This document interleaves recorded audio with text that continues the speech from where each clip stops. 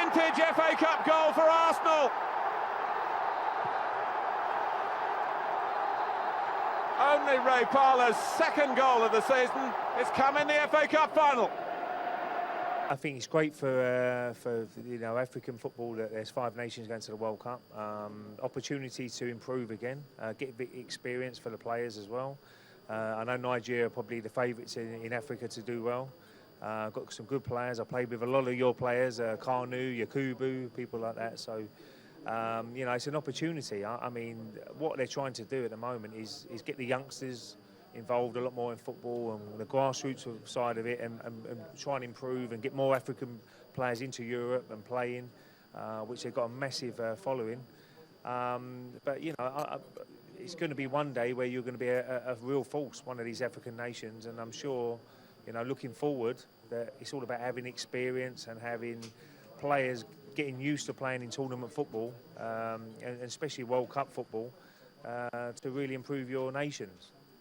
It's always a difficult game. I mean, it's a game that you have to go out with the same attitude that you're playing Brazil. So a lot of the African teams would love to play England because they look at it, the Premier League, and they want to maybe play there one day themselves. So they up their game. It's always a very difficult game. So for me, if I was playing for England and we're playing an African side, you've got to play a very good game to get a result that you need. So I'm sure the England players now have got the same attitude as myself, and always take it as they are playing one of the top nations. Well, I've seen players in Nigeria. I mean, I played with a couple back in the day, Kanu and, as I say, Yakubu at Middlesbrough when he was there with me. So you know how good they are. Yakubu was a fantastic striker, so was Kanu.